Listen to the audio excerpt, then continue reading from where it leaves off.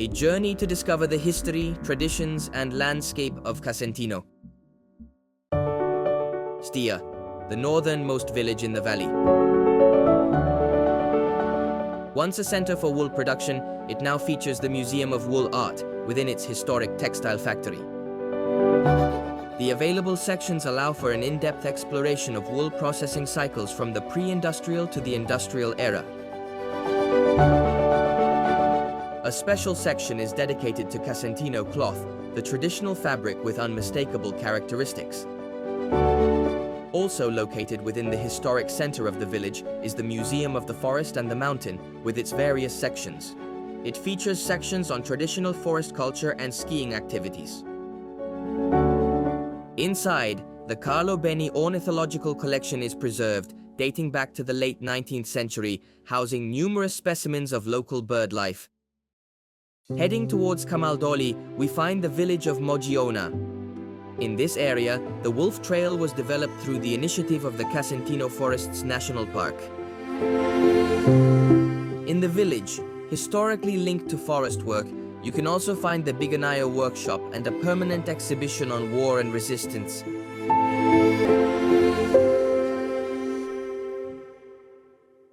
Along the Solano Valley, the stone takes center stage, as evidenced by the exhibition at the Museum of Worked Stone.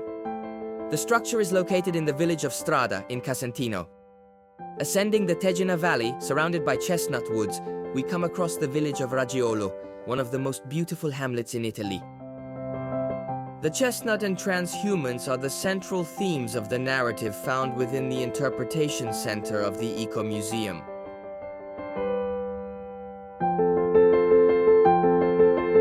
On the route, one cannot miss a visit to the ancient watermill of Morino, which has recently been restored to operation. As we follow the Arno River, we arrive at the town of Bibbiena.